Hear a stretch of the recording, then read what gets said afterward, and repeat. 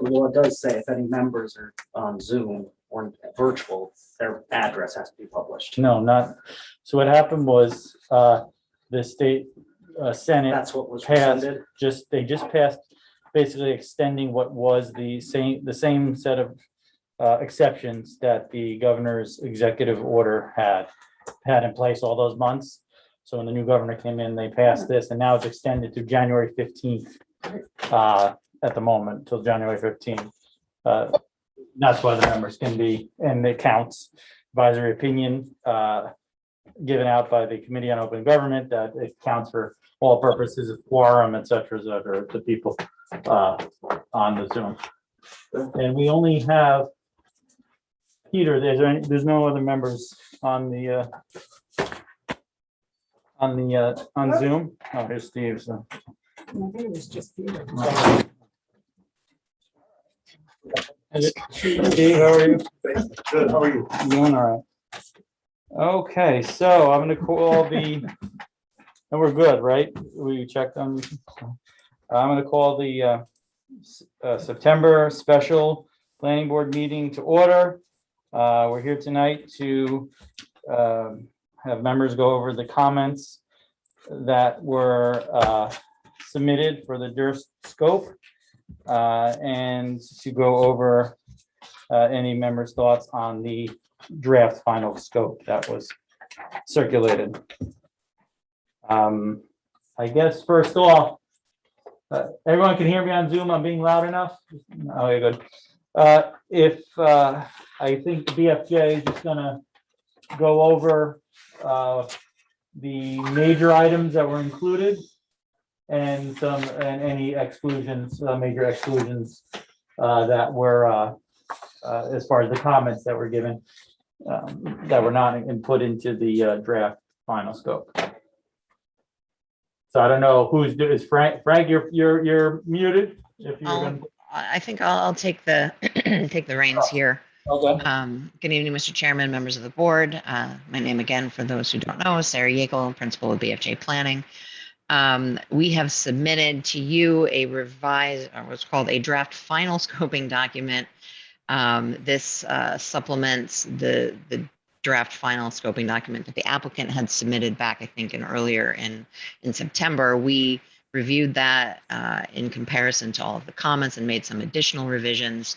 You can see, based on the red line text that you have before you, that there were overall a significant number of revisions made to the scope in response to the very thoughtful comments that were received during the scoping process. I could pull it up on the screen, but I think I won't. So I'm going to just try to do this from memory.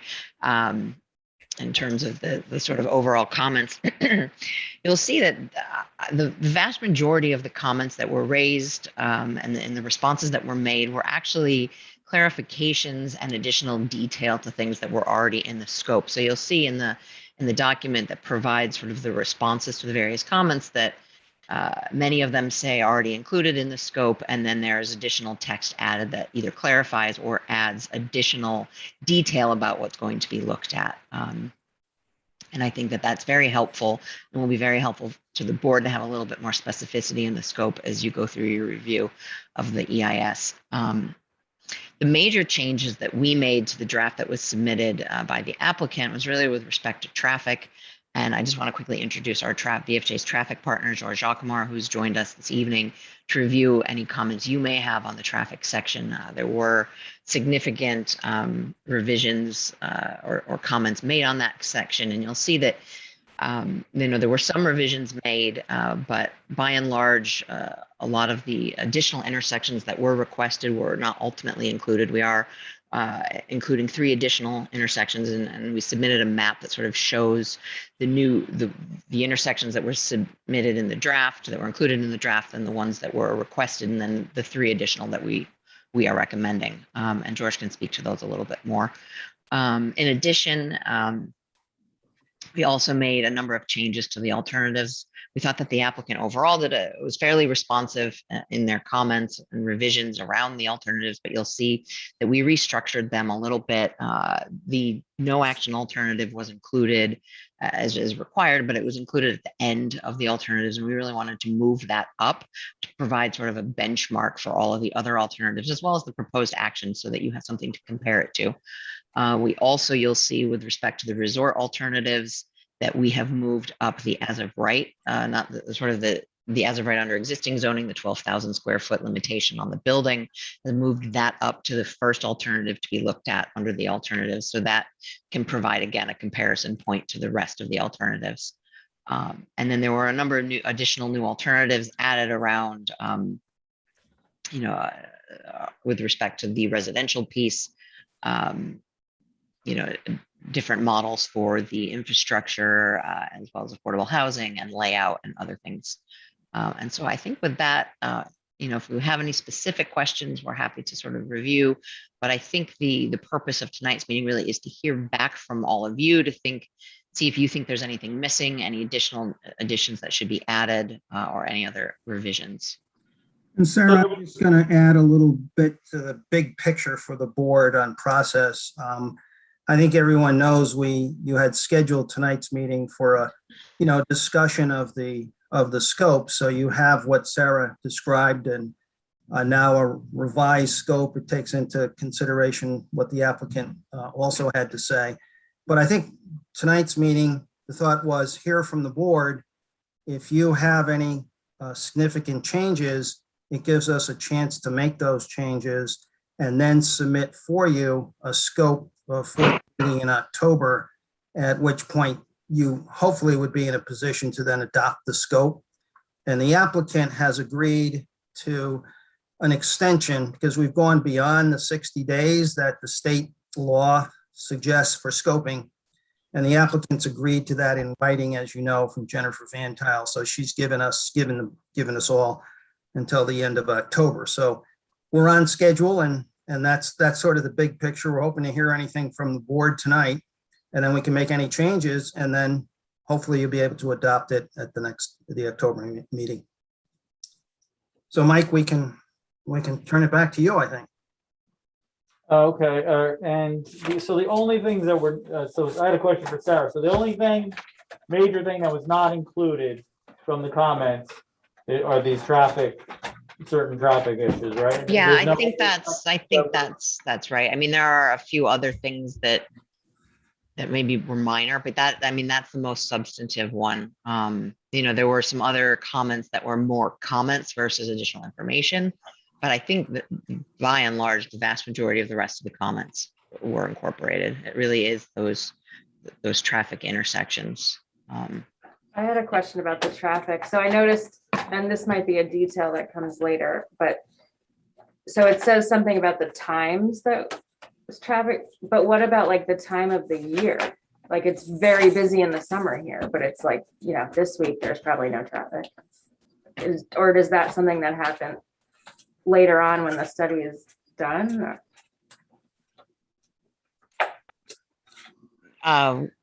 Typically, George, you want to speak to that?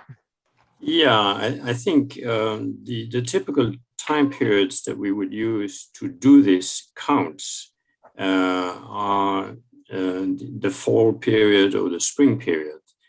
And at this stage, there's no choice, I think, because obviously we are now September, and I think September, October, and November is a typical period to do these counts. I think in this case, it may also be a good period because, fall period is a period when a lot of people do come to this area, for weekends. So I think it is appropriate to do these counts now in October, let's say. And in terms of the days and the hours of the count, I felt that, typically, for projects like this, we do the counts during the morning peak period and the evening peak period. Typically 7 a.m. to 9 a.m., 4 p.m. to 6 p.m. But in this case, I suggested that the counts, and normally we do them on Tuesday, Wednesday, Thursday. They are seen as typical days for traffic, that may go to and from shopping centers or offices and so on. In this case, I recommend that the counts be done on Friday evening, 4 to 6, and possibly Monday morning, because the weekend people may, choose to drive up Friday evening to a large degree and drive back to the city on Monday morning. So I think those would be the preferred days to do the counts.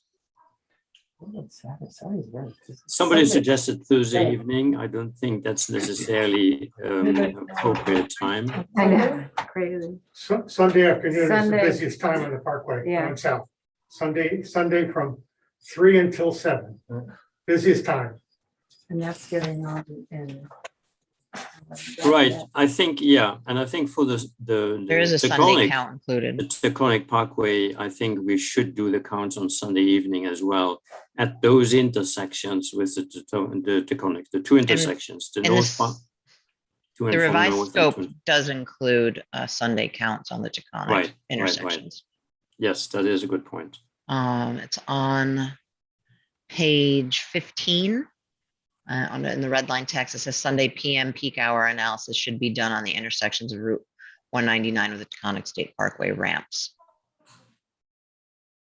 And is there anywhere where is gonna look at construction traffic versus, people living there traffic? Yes, there is a construction, let me just check that. Yep. There's a construction. That section, yeah. So, Yeah, there is a construction section that would, Yeah. it's part of the traffic section that would include that. I know it's in here, but I will confirm that, Mike, for the next meeting, but I've seen it in here somewhere. Sarah, it's on There's a lot page in here. 6. Sarah, it's on page 16. Thank you. I believe it is. Here we go. I've got phasing, discuss construction traffic volumes and routing, phasing and traffic control. Yep. All right, very good. Should we pull up the map? and go Sure. over Intersections? I don't know do you want us to do it or you want? I can do it.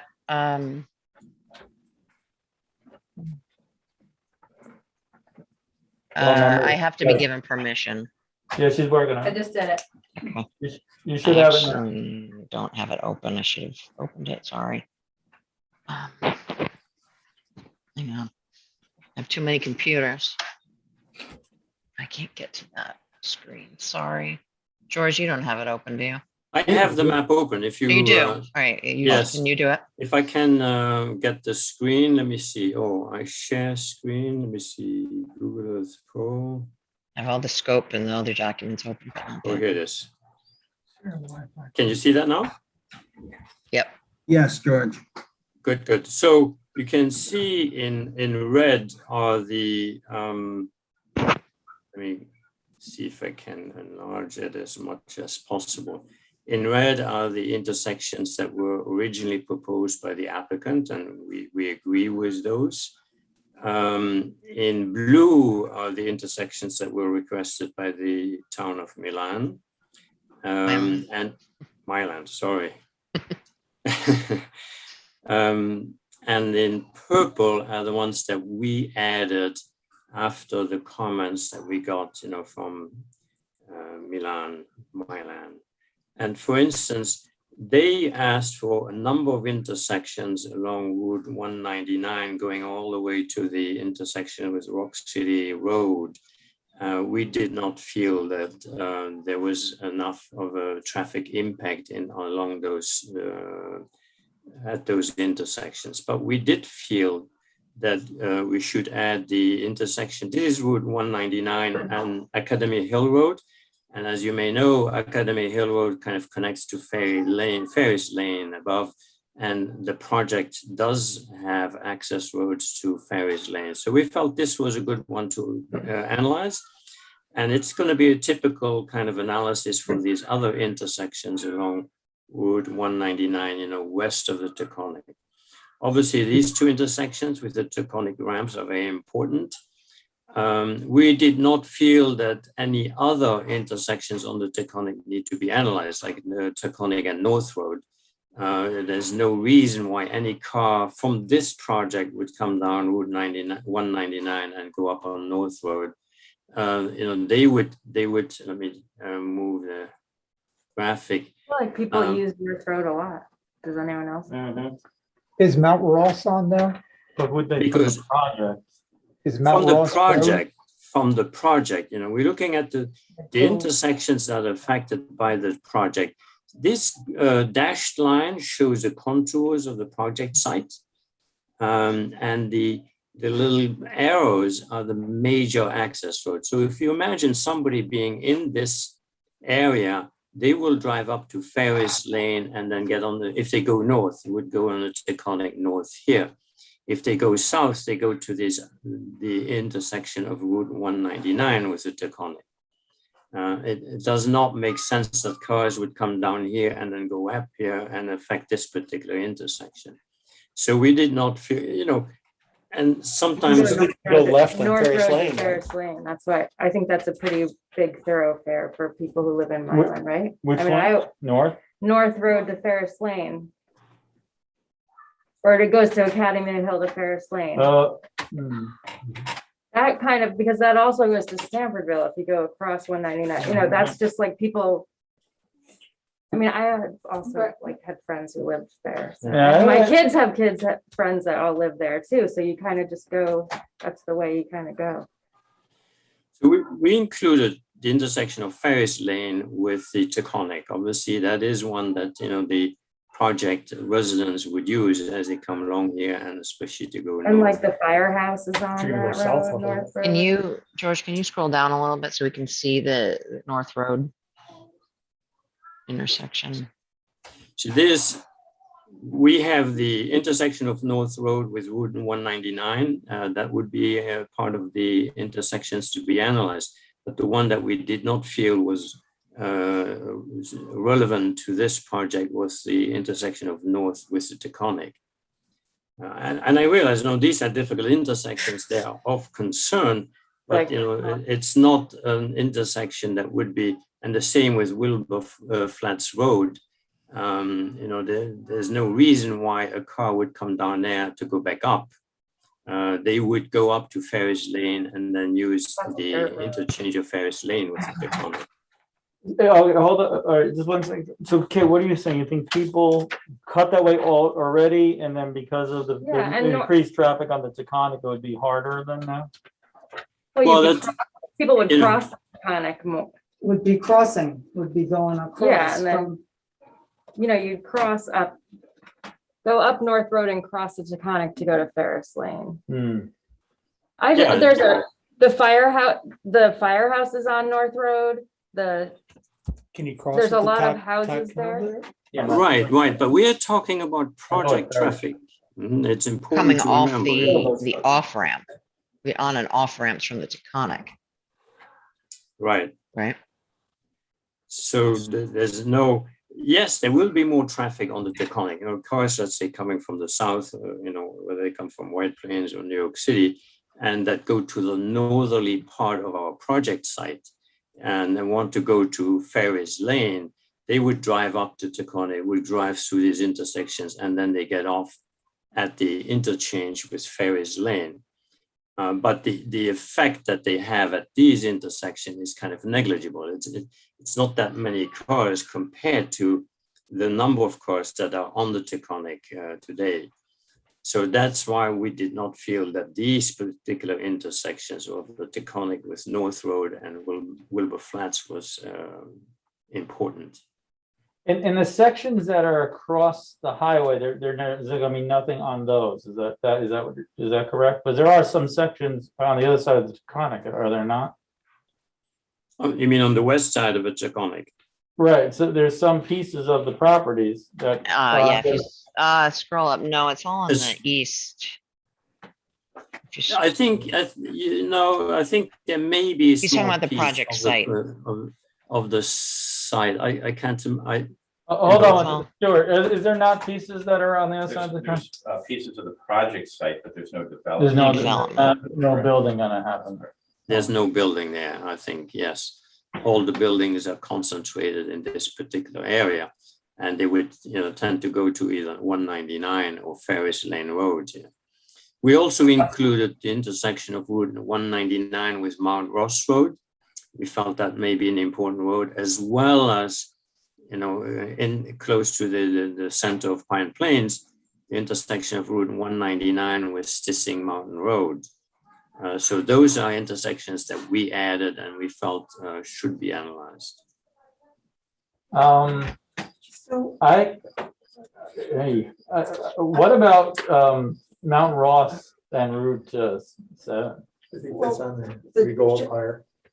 the Jackson Corners. Yeah. exit. and the Jackson Corners? It's a big blue one. Well, The Taconic. Yeah, but Mount Ross at County Route 7, that's hairy as it is. Yeah, And Yeah. that needs to be you on. just can't really see when you pull up there. the cars I- that from this project, we're talking about 200 plus homes.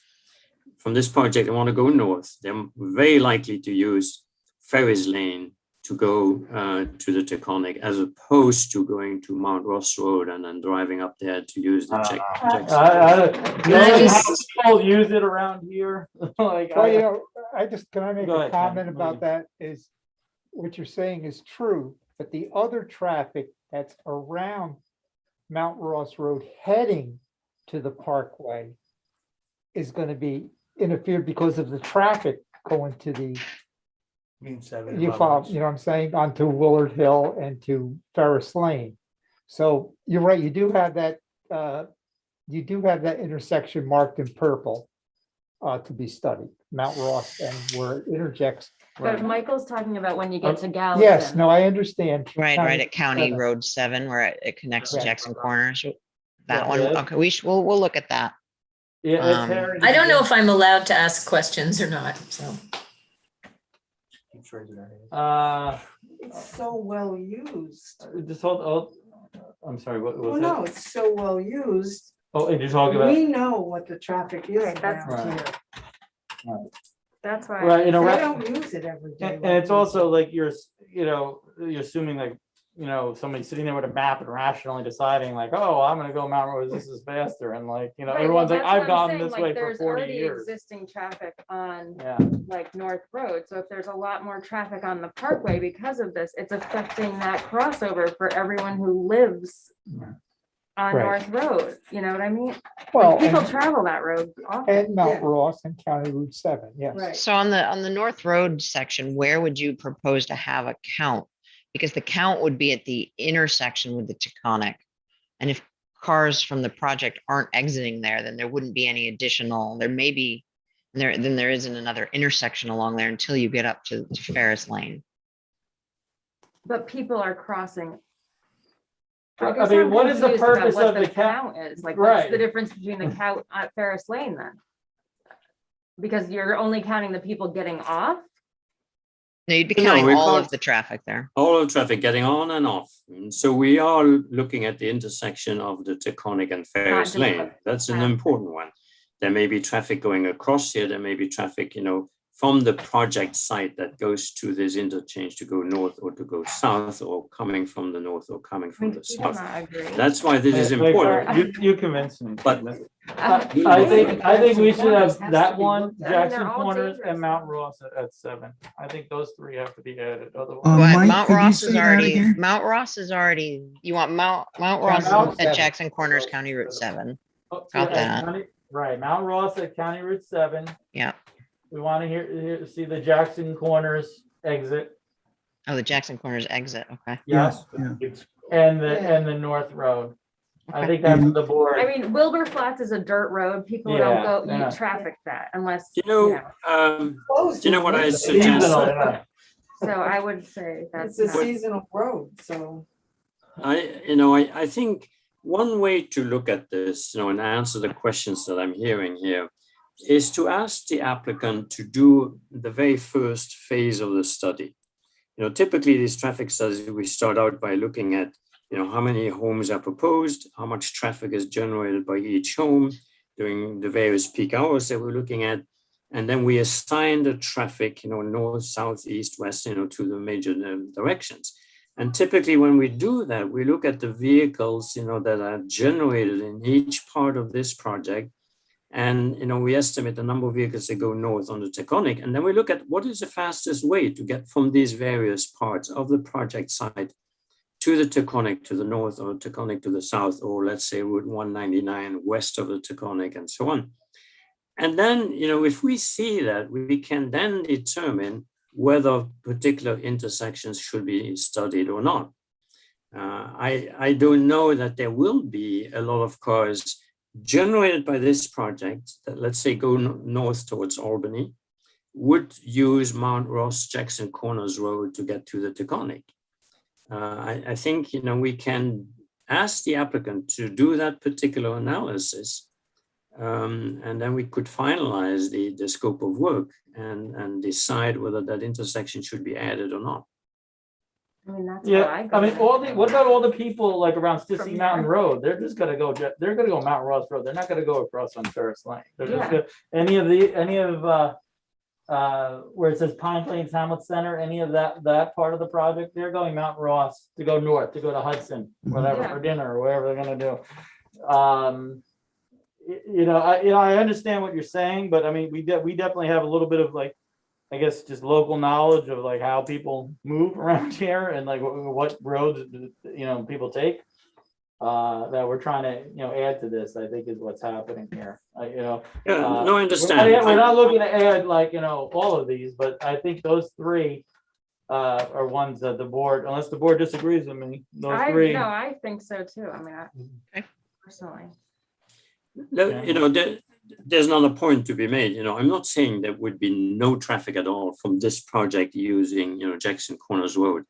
But what I'm saying is that number is very small. And typically, when we do add during the peak hours, we have guidelines from New York State DOT, we have guidelines from the Institute of Transportation Engineers that say if you add less than 50 cars in the peak hour on a particular intersection, that's a very small impact.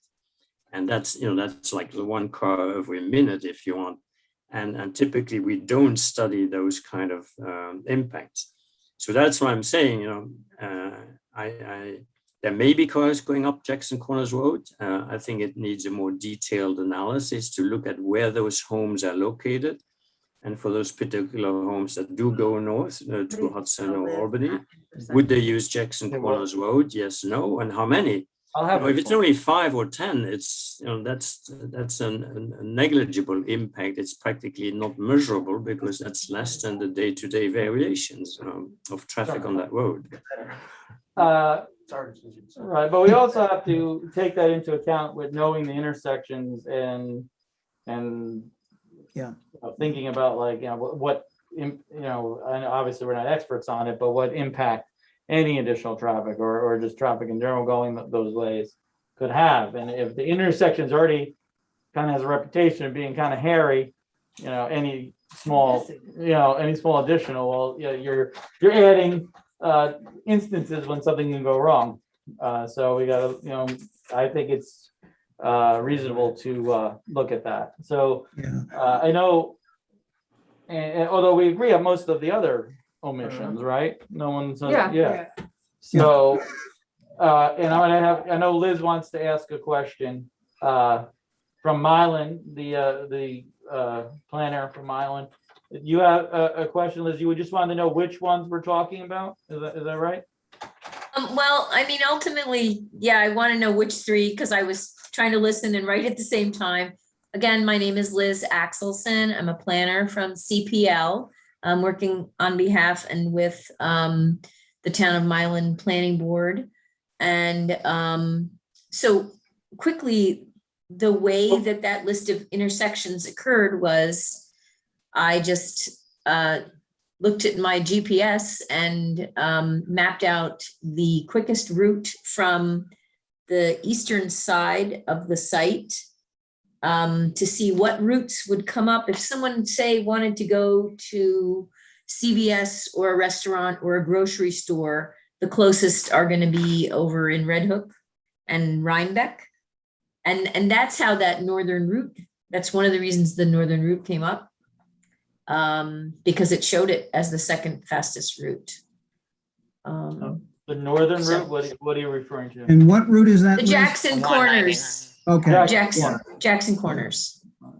Well, I think the board is, I think Mike Including is that. saying two of the counts. If I No, understand it's you, only Mike, blue. is Mount Not Ross blue. and County Far. Route 7 and then Jackson Corners and the Taconic. So if And we then, do that, we would be answering that question. Yeah. right, And the north, and the. North Road And at North Road Taconic. at the Taconic. That's the Right, third. and the other is North Road and the Taconic. Those are the three. Okay. So, if somebody goes to Red Hook or in that direction from the project, they either go to Ferris Lane and then cross the Taconic at Ferris Lane, and then they end up at that intersection that we did suggest to be studied, which is Mount Ross Road, here, Academy Hill Road. That's Yep, this I intersection. see, yes. So that one, And- yes, we said, yes, we study that. But I don't think that there will be that many cars that will drive, from this project to Red Hook, to justify the impact Well, analysis drive at them each down. of these blue intersections. Again, I think the planning board's agreeing with that, George. Back road. Yeah, and also what happens when if the county the state closes Ferris Lane crossover? Right, like they have on the rest of the Taconic. Which, yeah. If have you guys had any conversations with? the We state can DOT? add a line into the scope that the applicant needs to reach out to DOT and find out if they have any plans. I mean, that's a good, if that's on the horizon, that would be very good to know. I haven't heard anything, but Right, like, I could see some, like, oh, now that there's this huge project there, people are like, there's too many people crossing this, it's dangerous, and they close it, I was worried how that. well, DOT is an involved agency, I believe. And so they will be coordinated with through the process, but I think we should specifically call that out as something to Yeah, we just investigate. have to have an eye on that, like, that in the backs of our minds, but that's a possibility. Yeah.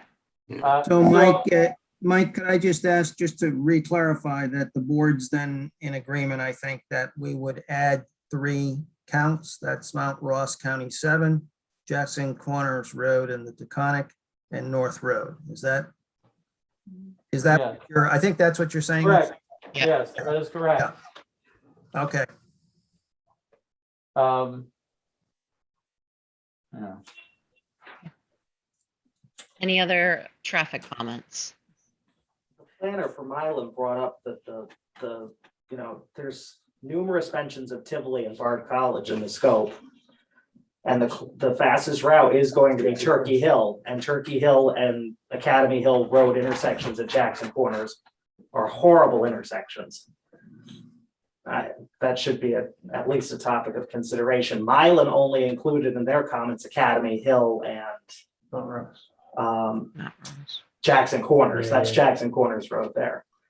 But if you were to Yeah, I would GPS say from, most people take Turkey Hill. if you were to GPS from the development to go to Tivoli, compared to Red Hook, Right. it would bring you up Turkey to Hill. Jackson Corners and then take Turkey Hill. Correct. And if you've been there, those both are not great intersections, Turkey Hill especially. Well, we will pick up that traffic now that we're going to do that count at Jackson Corners and Taconic. So we'll know how much traffic is there. I stay on too. Yeah, it picks it up heading. Yeah, well, I know what you're saying, yeah. I live on Mount Ross, and if I'm going to Red Hook, I go Turkey Hill. Right. Yeah, me too. So if they But the capture, question you'll is be how many vehicles from this project go to Tivoli? That's the basic. Yeah. Tivoli is brought out numerous times in the scope. I don't go to Tivoli ever living in Pine Plains. But Tivoli is brought out multiple times in this scope for what Yes. reason, I don't know. So the Well, applicant chose to put it in, and it is the population center. They have restaurants. Well, there's on this restaurants area. and Bard bar, Yeah. college. Music um, and a dance. So if it's there, it's something to consider for me. so I have a question as far as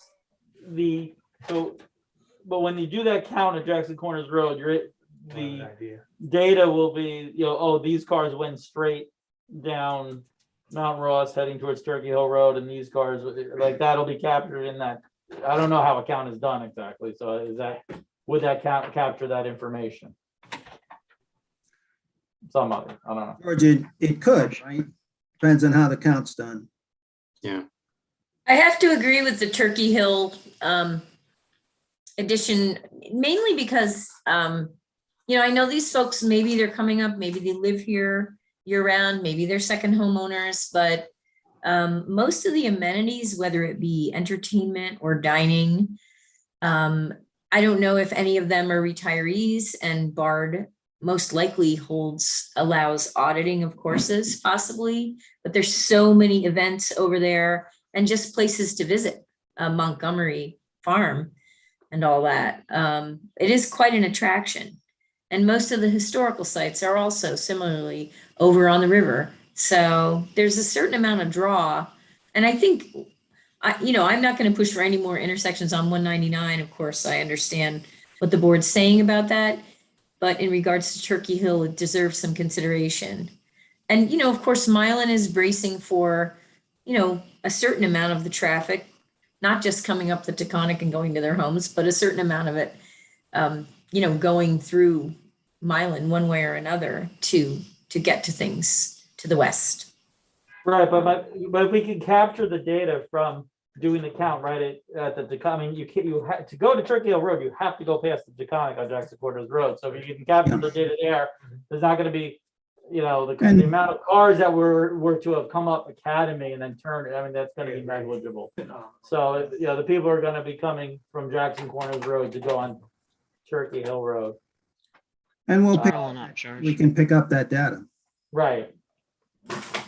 Same thing with, if we do the data down here on 199, if we could just scroll down a second, just slightly, where the one intersection that we're doing, similarly, we can capture the data who's traveling past that intersection Yeah, on that's right. 199 heading towards Redmond. Right.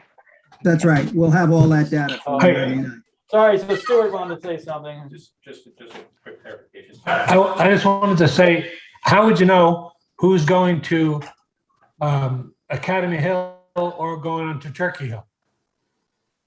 Once they go down Jackson, they can turn on Academy, but if people are not going to turn on Academy and are going to keep on going and turn on Turkey, how would you know that if you don't check that?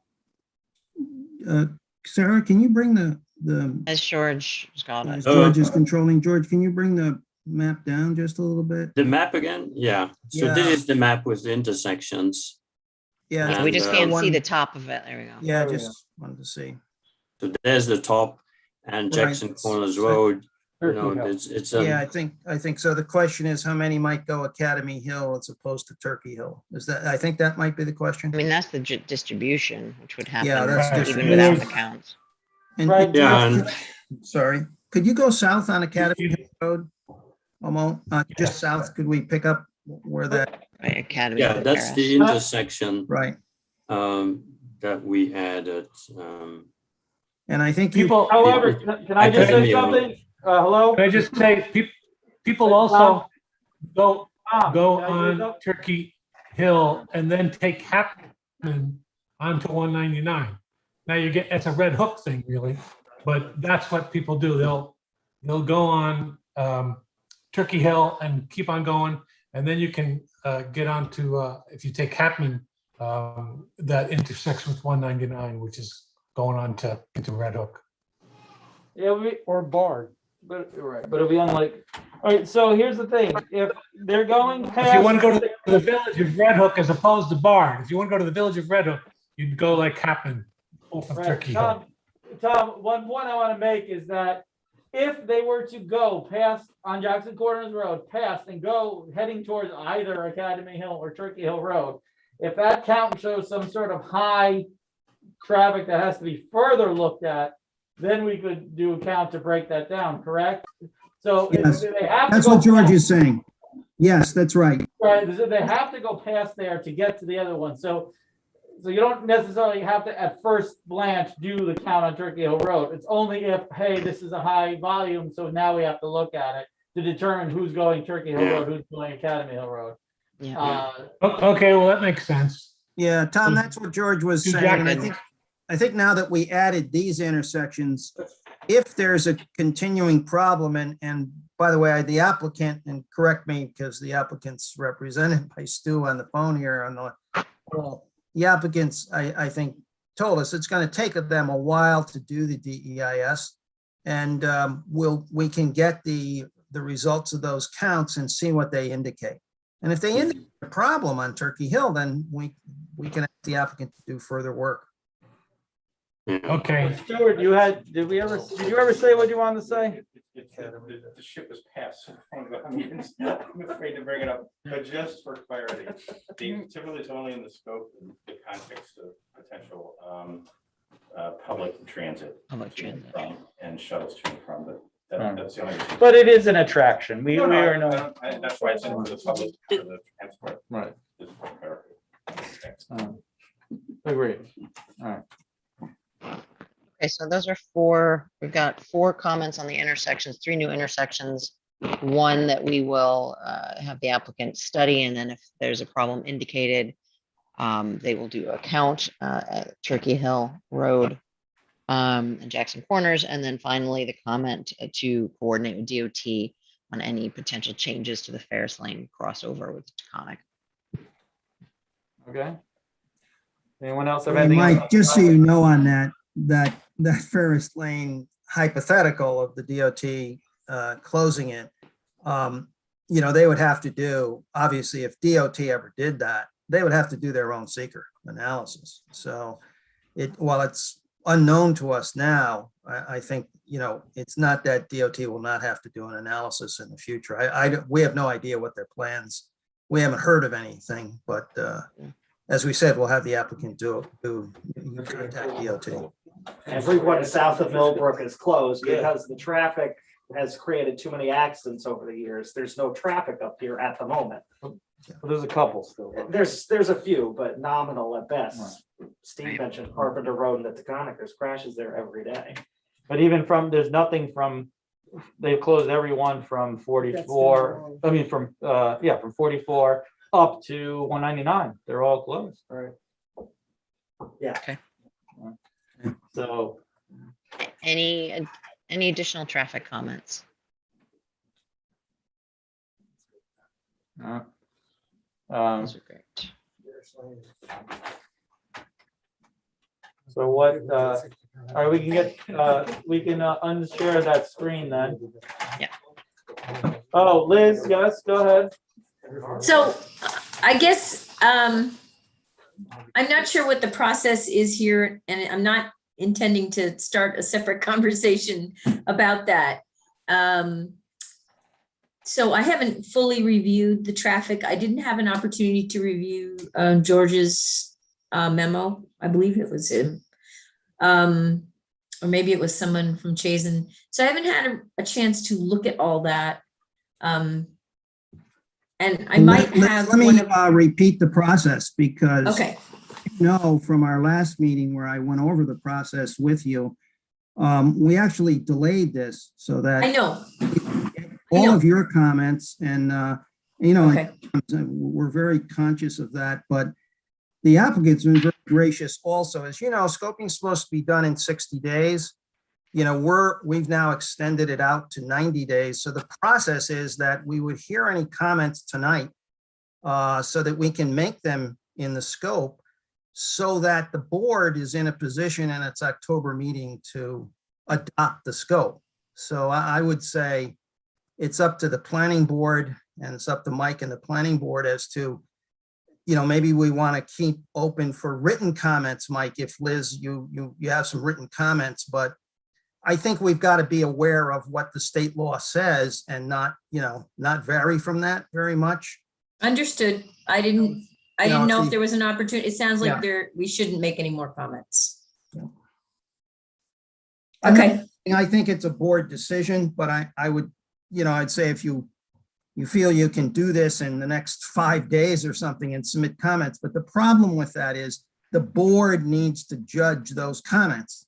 And that's what tonight was supposed to be about, what the board feels on the draft scope. And we had hoped to get any and all comments tonight so that the board, in other words, we don't want ex parte comments that then require another board meeting because we could then be in danger of going beyond even 90 days. And as you know, scoping is supposed to be 60 days. So we had tried to do that. I tried to indicate that at the last, meeting where we talked, Liz, on this. That's why we extended this whole process by another month, to give you time. But I think tonight's the night. I would agree. George, you can stop sharing your screen. Okay. Oh, yeah, I think we're off traffic, George.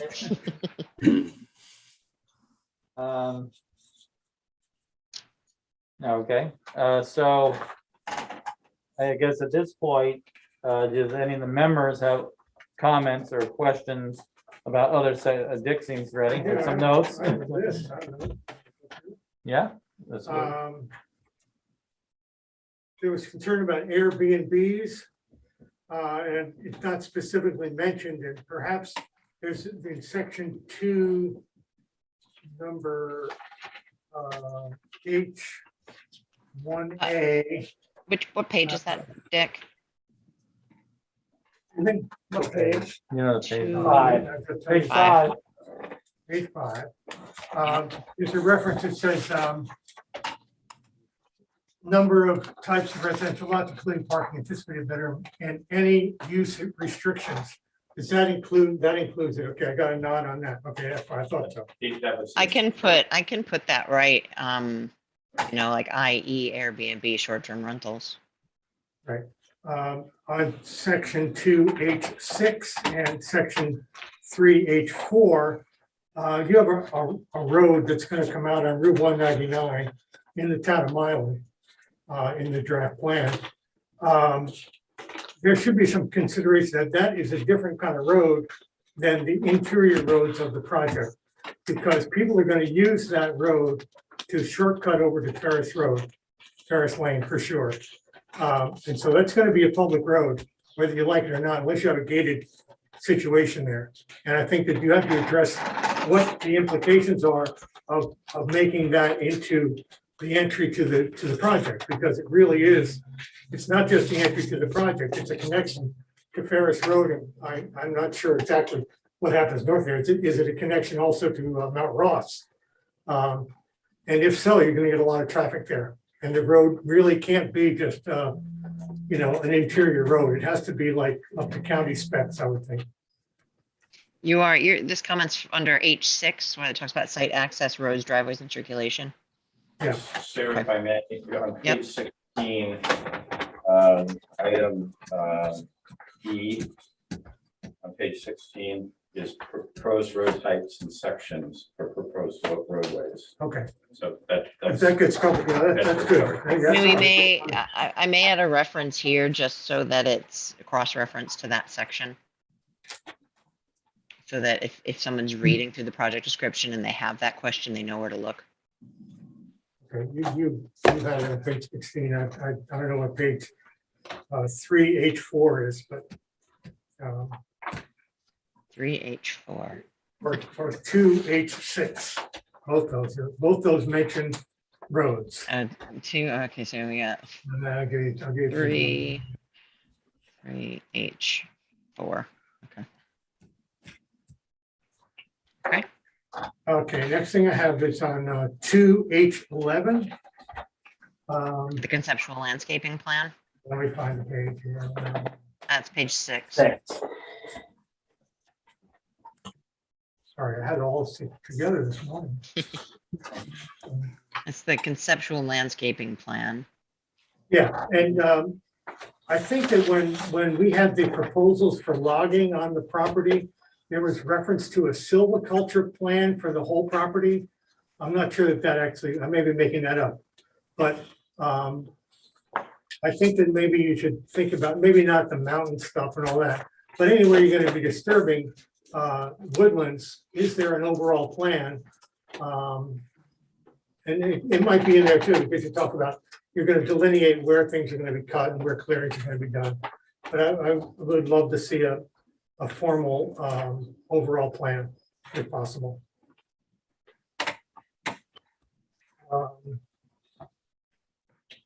2H13. Oh, wait, Stuart's got, Yeah. Oh, sorry. I'm sorry. I probably know the scope better than most. Yeah. You should. So page 7, item 23. Describe existing Man, forest operations, proposed amendments to forestry operations and program practices, and changes. Blah, blah, blah. Okay, Thanks. that satisfies me. I just want to bring it up. Number 2H13. Open space. Open space.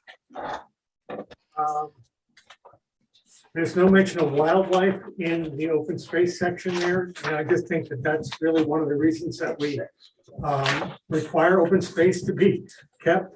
And I would like, and I'm sorry I didn't get to look at my maps again tonight, but could there be an overlay map that shows the wildlife corridors as they're envisioned by the applicant?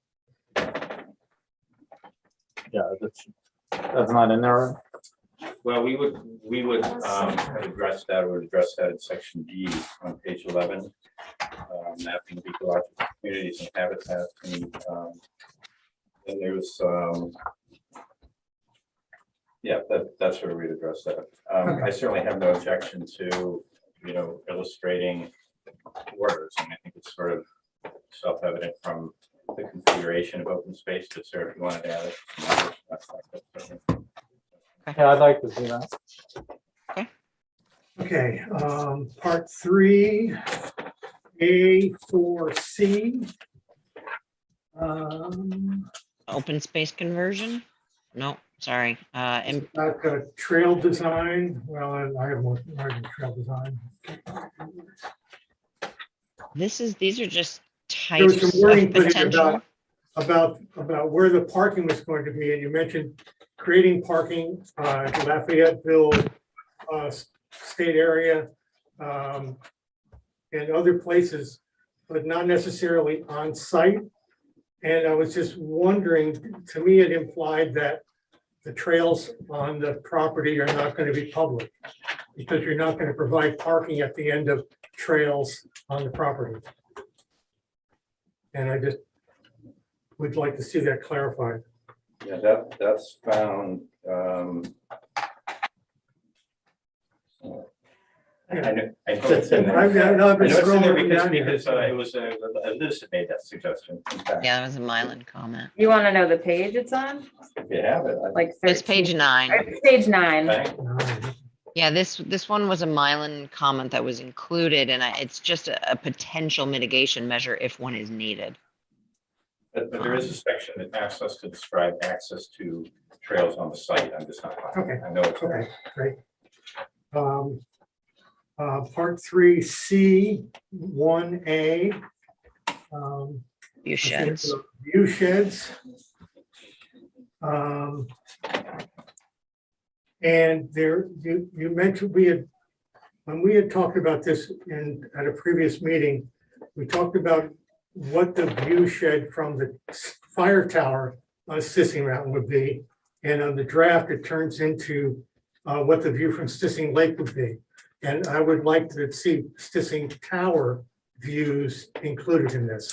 So that's both in 3C, 1A and 3C, 1C. Both of those just mentioned Stissing Lake, when in fact, I think it should also include the tower, because that is really thousands of people up there every year, and your project is going to be visible from there. C1A and then C1C. C. Mhm. C1C. Got it. The numbering's throwing me off. I'll just add that as another. Views from Stissing Mountain Tower. Yeah. 3C, 2C, lighting impacts. I assume that you got this, but the public hearing comments were about the interference with visibility of the night sky, and not necessarily to meet the minimum requirements of the town regulations, which I haven't even looked at. I'm sure the lighting regulations in the towns are minimal, I can't imagine that Mylan or Pine Plains have particularly stringent ones for rural areas. And I would think that the goal would be to have a world-class lighting awareness on this project. So that we, aren't putting light up into the sky and that's noticeable very far away. On page 10, there's a heading called Mitigation Measures that's labeled with the Roman numeral VIII. Yeah, And we I need to, believe that it should be number 4 as opposed to correct. that. I think, okay. Yeah, that was a,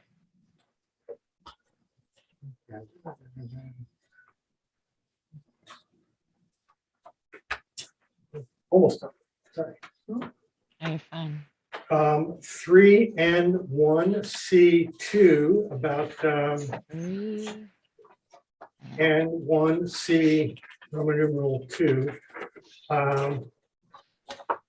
It's about the number of calls that the fire department gets. Mhm. And we don't have, there was a study that Dutchess County did a while back, I don't know how far, maybe within the last 2 years, about the response rate. Even though you get a lot of calls, how many get responded to? And I believe Pine Plains came in pretty low in that category. And I've heard that they aren't repairing their siren because they don't want people to know how few calls they respond to. So if you wanted to put some money in the project to buy Pine Plains a new fire siren. Anyway, that's just, that study is available somewhere. I don't know what it's even called. If there was a study that might help you. So in addition to the emergency calls, they need to address the response rates. That's good. 3P. That's 5 years. It doesn't go off at noon anymore? No. Doesn't go off I anymore. know. I guess I haven't listened for It 5 hasn't years. gone off for like a year and a half. Oh, really? Wow. Can I interrupt on that section? Sure. I'd like to see a trend of emergency calls, if you guys could study that over the past 5 years. In the same line that Dick just brought out, because they've increased. Call volume throughout the county, throughout the state is increasing on EMS and fire side. I think it should be included specifically that you show a trend in an uptick in those calls and then the response that Dick Yep. just talked about. That's good. comment. We're all becoming old folks. That's. So sort of within the last 5 years, were you saying? I would say the last 5 years. I think Yeah. that's probably Okay. reasonable. Last thing I had specifically was 3P, community character. Might you envision a survey of household incomes, education level, percentage of home ownership in Pine Plains? And I don't know if there's maybe the Durst organization did a study like this 15 years ago to compare and see what the trends are, if there is a way to do that. Because I do think we're becoming a wealthier community, not fairly, but it is in some, on average. And, that's might be something to think about. And then I guess there was a suggestion that can a range of income levels be incorporated into the marketing plan to encourage a diversity in this new community?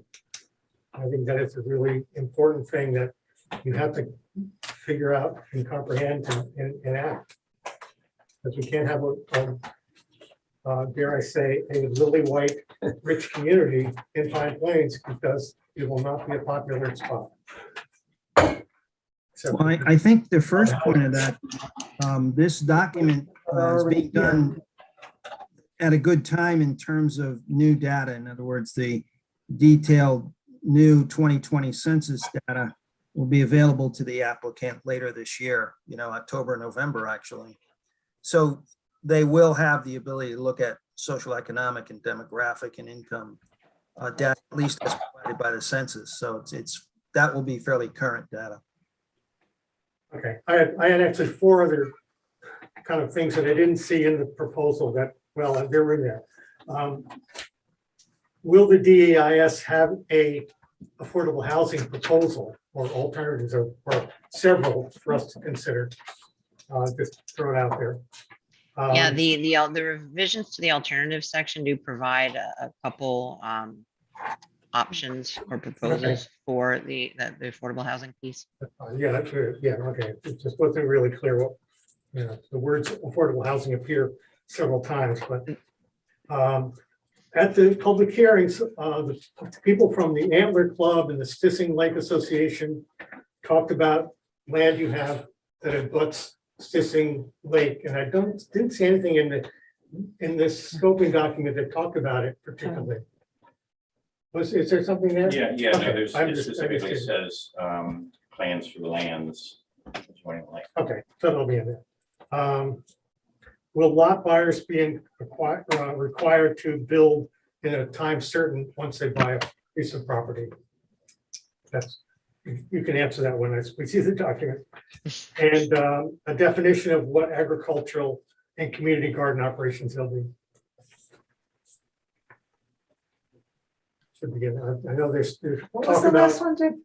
Agricultural and community agriculture, garden. community gardens. There's talk about, that people who have lots will be doing agriculture. So I would like to see that explored a little bit, what the possibilities are. Yeah, I'll show it. Oh, good. That's good.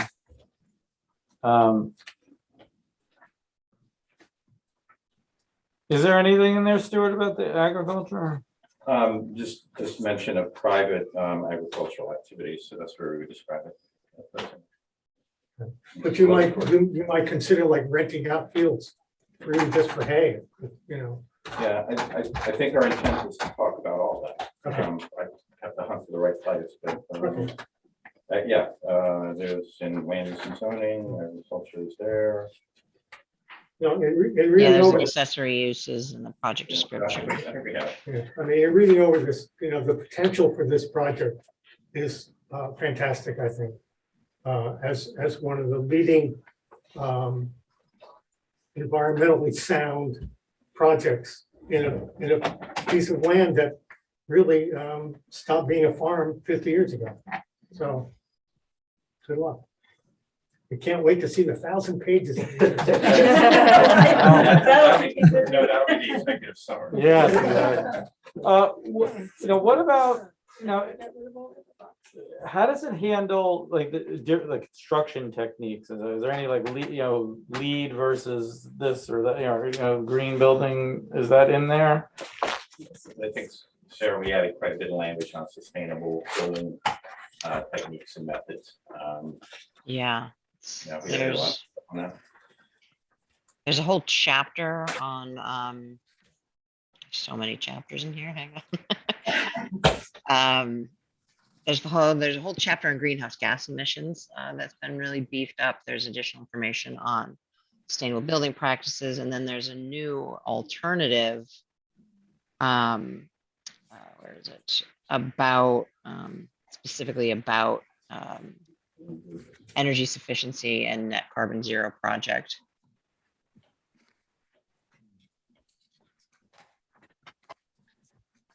Any other Dick? One more. It's unclear to me how the spa alternative spelled it.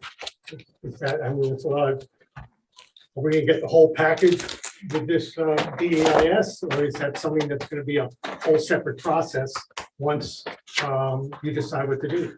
Or what that The way the environmental review process works is that the applicant will prepare the DEIS, will study all of the alternatives, and if they propose to move forward with any of them, they would need to have provided enough information for your board to make an informed decision. And so the level of rigor that will need to go into the alternative section here is going to be pretty great, particularly with respect to the resort alternative, if they intend to move forward and in the final environmental impact statement, move that into the preferred alternative and ultimately become the proposed project. You all will need as much information about the environmental impacts of that alternative and the rest of the alternatives as you would the proposed project that's currently before you. And so the applicant, by choosing to put that the resort into the alternatives is putting themselves in a position where they're going to have to provide a lot of detail there. And maybe a little bit more than you might typically see in an environmental, in a typical alternatives analysis, because you otherwise can't make that decision. You could ultimately, I suppose, adopt a project that didn't include that resort, but allowed them the ability to come back for an amended approval and additional study. But I would imagine that the applicant wouldn't want to ultimately do that. But we'll make that decision, or you will all make that decision based on the information that's presented at the appropriate time. And just so the board knows, also the town board, in its series of text changes that the zoning committee recommended to them, if anything, a larger resort size is desired by the applicant, the zoning is now more specific. It has to be proven out in the environmental impact statement we're talking about now. And that's what Sarah just described. It's the reason we wanted to have the resort currently in the zoning code that's allowed, as you all know, is 12,000 square feet. So we want that analyzed first. And then if the applicant asks for a larger size, they have to show you all the impacts of that larger size. And that decision as to whether you approve that or not is up to you, is up to the planning board, and on the basis of the environmental impact statement that you get and public hearing. So for instance, just talk about traffic, in the body or the traffic chapter of the EIS, that's just going to be looking at the residential component. But then the alternatives analysis is going to need to add in the resort related traffic and all of the various iterations of that they're proposing to study.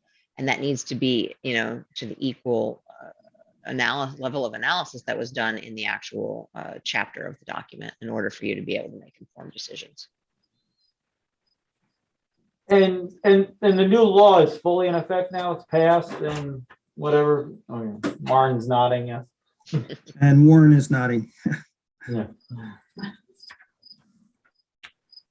And I had written an email to the new town clerk, deputy town clerk, just to confirm that she's taken the necessary steps to file with the Department of State. So we haven't gotten a filing receipt yet, but everything up to that point has been complete. Not on the town website yet. yes, Sarah has something. I have something to say on that point, which is, I would think that you might want to include a reference to the change in the zoning law, which the current document. I believe I did add that. Did you add it? Okay, I didn't see that in. Yeah, I mean, Okay. let's see, I thought I did add that. Let me just check.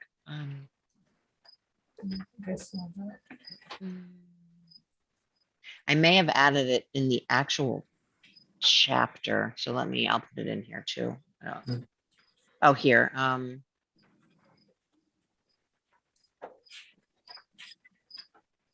I put it in somewhere, but let me check. And if it's not in the alternative, I will add it there as well. Is this something that Mylan's been notified of? Is this you're talking about a change in the zoning law? Does that affect the project? Well, when we did when we enacted the law, the Mylan was notified. Is that what you're asking?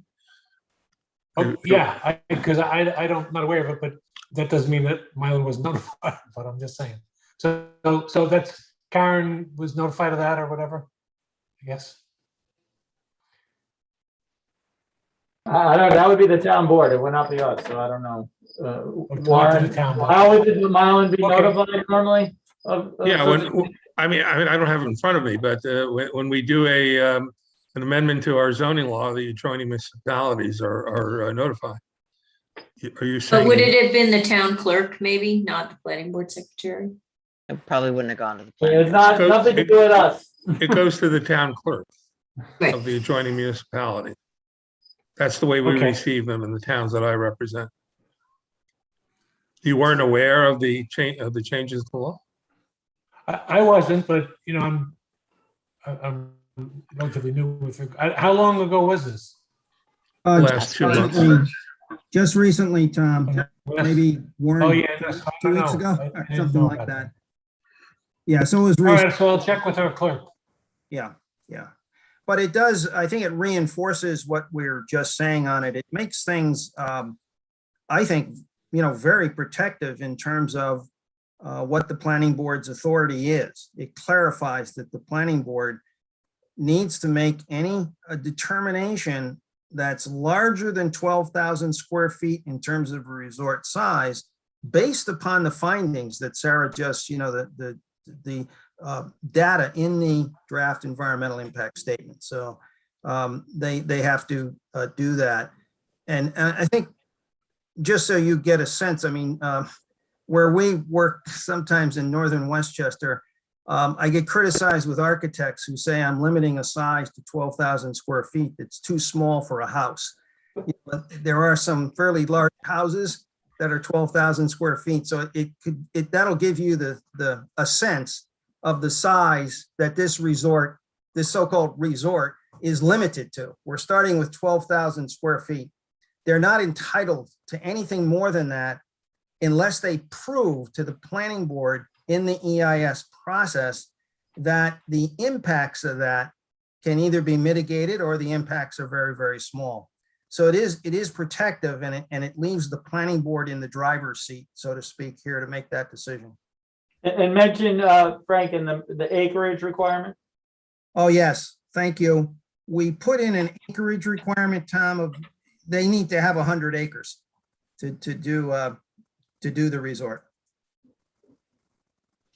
That's the large, requirement in the town, I believe. Most of the other requirements are, for other facilities like assisted care or schools are, normally 5 acres or 10 acres. And that would be subtracted then, if they were to do that, that would be subtracted from the acreage calculation we've already done. Right. Okay, thank you. You're welcome. And Tom, I'm sorry to interject. Tom, there's also a height requirement. When we go through these, we put in a few things that were also protective. There's a height requirement of 3 stories. So you're not going to be able to, we talked about this with the planning board early on, as to what could happen here, what were some examples. And, we didn't want to have certain types of resorts that were, 6 stories high. So there's a height limit here of 3 stories. You're muted, Tom.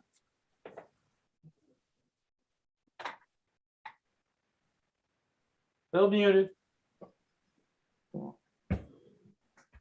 Okay, so yes, that would have an impact with the fire trucks and things.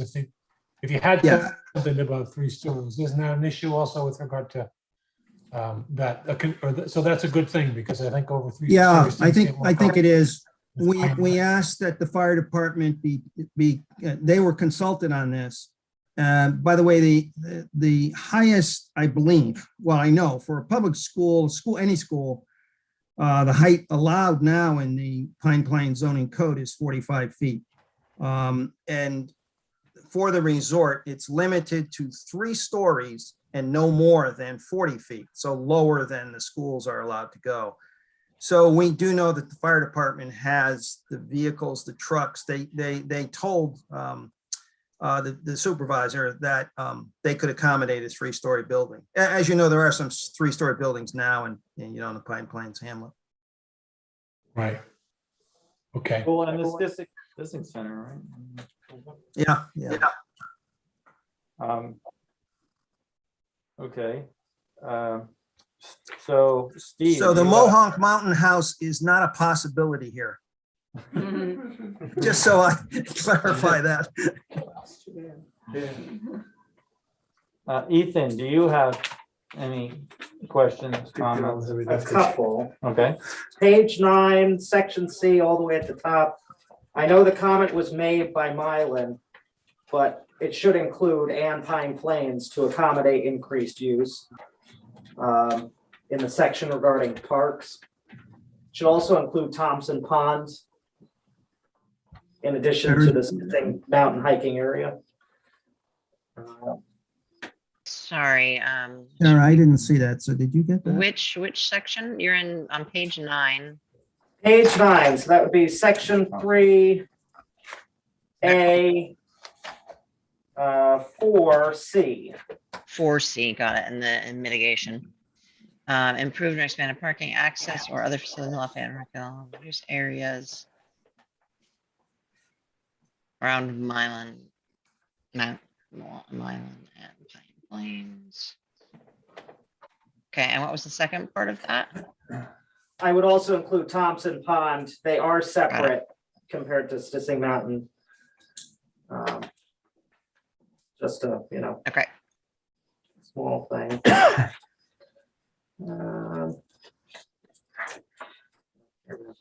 Oh, the invasive species that there's, so section 3. Hold on, section 3C, no, section 3D. Yep. There's numerous mentions of the endangered species and ecological studies, but nothing specifically mentioned about mitigation of invasive species. Is that something that's included? I looked and I could not find anything.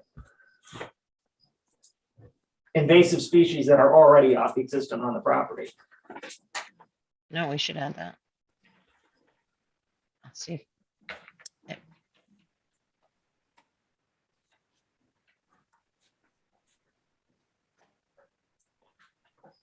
Further down in section E, Steve Neal mentioned specifically the Hambrook Dam. I think that should also be added. It is on the property.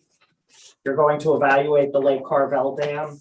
Yes, that got included and was in another reference. We had some language about all dams. Okay. We can add that word. And just for everybody's edification, is it Carvel Pond, Lake Carvel, Carvel Lake? Because all three are used throughout the scope, just for consistency's sake. If we could figure out what the body of water up there is actually called. That might be it. Dick touched on a lot of my points. Sorry. No, thank you. Oh, and I would second the affordable housing thing. On page 19, under section mitigation, that's the only reference is affordable housing, and it's 2 words. There's really nothing more. And that's been a big thing in the town over the past few years. I would add to that section to see what the development could initiate. And I think that's it for me. I have one more. The landscaping along Route 199, you all own a big piece of that roadway. And we describe it as a scenic area, but it really is pretty rugged. And if someone could, who owns the property, could like maintain it a little better than it's been maintained, that would be it's a great welcome to Pine Plains to have the roadsides be a little more beautified.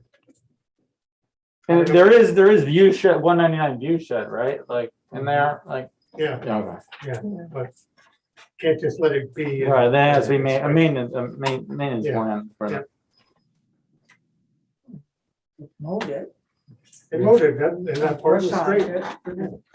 But some type of floral, are you talking about wild stuff that would grow instead of just weeds growing and being mowed? Or maybe just like, yeah. It should last for a long time, but no one's done much with it for a long time. 50 years.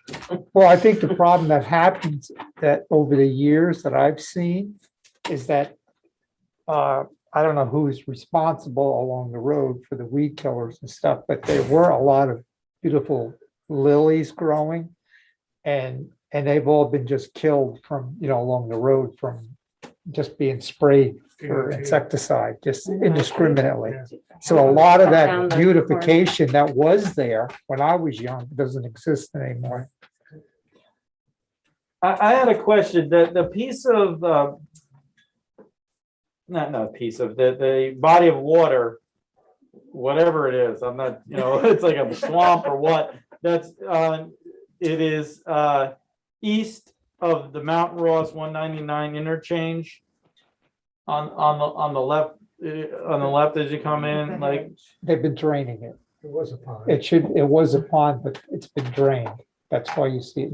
But it's been For a drained. shape. Was that supposed to be drained? I don't know, but that's what they've done to it. Well, I guess I would like that looked at, as like what that's, how is You mean it right in front supposed of to the be? old estate?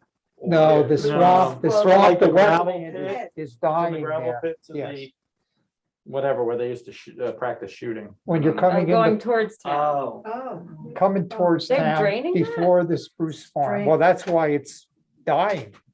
It's strange. The water level has been dropped. So we need to look at why that's happening. I and heard it what was the to plan- protect the road. That's what I was told Oh, so like years the DOT ago. did it? DET? DOT. I can't tell you who did it, but it's DEC Durst. was Durst involved owns in that. Durst owns the swamp. And the DEC was involved in that. Yeah, well, I don't know, but it has been drained and that's why it's going back to nothing. Hmm. Instead of being a nice pond, swamp, And the beavers. yes, and the That was a beavers. problem. Yeah, well, I don't consider them a problem, but some people did. So, yeah, are you clear, Sarah, on what we're talking about? I may need some clarification, but let me take a stab at it. Okay, where the, I think if I look at it, I need to look at a Yeah, map. she's gonna look at it. okay, yeah. So get with me, yes. Yeah, Before I have, the I art have the center? general Right. location, but we'll coordinate and get that exactly. I didn't write it down, but the safety and of the silos that are by the pond at the former hedge, are those silos a permanent fixture or might they be removed?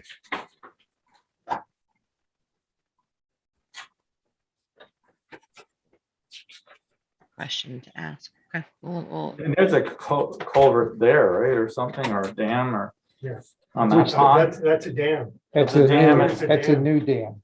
It's a new dam. Right. But I mean, is that in the thing to look at that?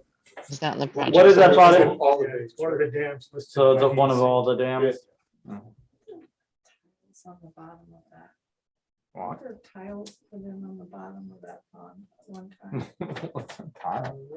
That was- I understood that there were tiles on the bottom of that. or some Yeah. type of a At the tile. hedge farm.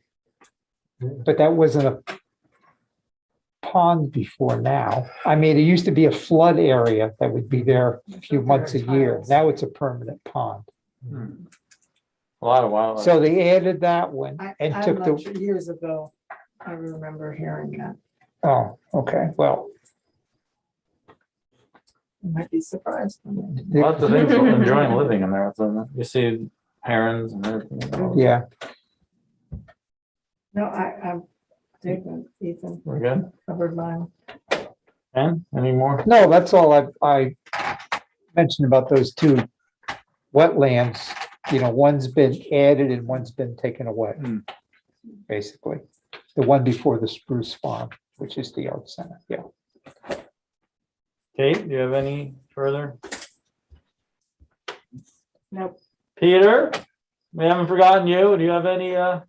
Thank you, and I haven't forgotten you. This map here, and I suspect there's an obvious answer to this that I have just missed, but it looks to me as if the applicant from the map, which doesn't have contours on it, owns most of Stissing Mountain. And it certainly seems to own the part where the trailhead at where Lake Road curves at the bottom of Stissing Pond, where it curves away from the mountain. But right there is the parking and there is the trailhead, if I recall correctly. And is there some guarantee in all of this that the public will still have access to Stissing Mountain and the fire tower and all that? I think it's a good question. We should have it clarified. Yeah. Oh my God, I can't believe somebody didn't. Yeah. That's only the most important thing in town, practically. Right. I exaggerate, obviously, but Thank you. That Fossil and. That's Yeah, fossil owns That's that. fossil one. That's not. Well, no, well, they own the parking. I thought they owned just the if you look on the map, it's. Well, just the that- parking, the applicant may not own the parking because the parking is on the east side of the road. Right. But it's right across the road from the parking doesn't do much good unless you're going to Thompson Pond. It doesn't do much good unless you can get up the mountain from it, which you do by crossing the road and going up the trail. That looks from this line to be about what they own, and it would prevent people from going up there if theoretically they just, fenced it off or just put up no trespassing signs. So it's a good question. We can have that clarified. There is information requested in the scope for information about access and other things, but we can clarify that one specifically. Yeah, I looked for access to the mountain and I didn't see that. Yeah. So the word. Maybe, Sarah, we should actually specify Yeah. one is access the Stissing Mountain. That would be pretty critical. Yeah. Won't hurt. Yeah, I'm not sure what it is at the bottom. I know at the top, the fossil owns like this tiny little postage stamp of just right around the tower. It's like an island in the middle of a piece of something. I don't know who owns the piece. So anybody else any good? Yes, so I just- Right? What's that? I thought you had asked about that. What? This, what Parking. located the parking. Well, he talked about the part For instance, in. that goes on the lake. Yeah. That's a little, generally, Okay, all right. trails. that's to the north of that area, right? All right, so I guess the board, how about Ray, do you have anything to add to this process? No, just listening into the comments that the planning board has had. So I'll get together with Sarah on those last few items specific to the wetlands as far as those water bodies. But other than that, really was to listen and to hear if there were any additional questions that the planning board may have for us. Tom, anything further from Island? All right. Thumbs up, I like it. Thank you, Tom. So Mr. Warren, I wanted to see, I think Warren might. Yeah, I have one comment, and maybe I'm missing something. On the affordable housing section, do we have have we included the requirement? Just give me a second. In section, on page 4, section EG, there's a provision about the affordable housing requirements, but I'm looking for the applicant's plan for complying with the affordable housing requirements of section 275-23 of our code. Do we specifically call that out in? They have included it, and maybe we want to also put it in the project description, but they have included as an alternative under alternative D on page 24, alternatives regarding additional project elements. And it says for the portion of the project in Pine Plains, evaluate and compare alternative ways of complying with town of Pine Plains affordable housing requirements. So it doesn't look like at this stage they have selected a method of complying. It looks like they're proposing to study several different ways and let the board weigh in on that decision. I just want to make it clear that there is that requirement that the applicant has to comply with, and it's the town board who's going to make that determination based upon the recommendation of the planning board. Yeah. All right, so with that, so we're done? I think Mr. so. Chairman, I will work on incorporating all of these comments. I'll coordinate with Ray.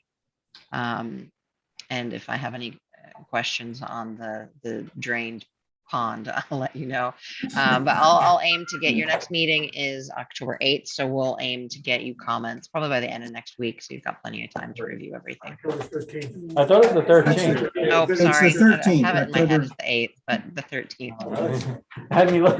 But I think, Sarah, you had in mind getting them something prior to the 8th, so that's Yes, 13th. with plenty of time to review. And Plenty I of time think to I think what I'm I ready will to do is accept all of the changes that were in the scope you received for tonight, and then just have a version that has the new things that we talked about tonight in red line.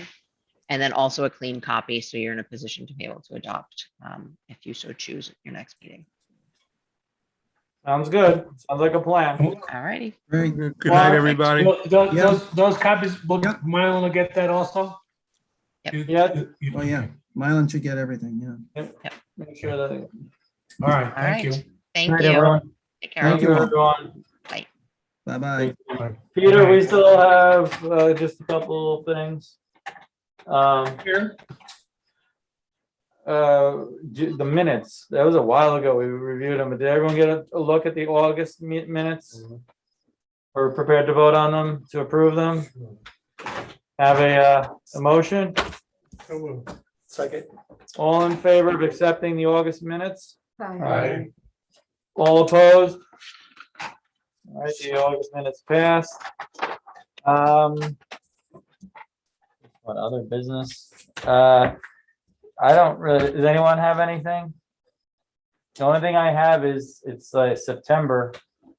So I don't know where we all are. I know it's been very difficult with the education, but if there's any, look on the Planning Federation, they have videos, the state planning, I could send those around. I probably was supposed to the last time, I probably mentioned it. I gotta send around the state planning videos, but look on their website. The state has things, the county has some trainings on their website, it's the county planning. Let's get our hours in, before the end of the year. Priscilla love it. And with that, if I can have a motion to adjourn, Move to adjourn. I'll second that. all in favor? Hey. All opposed?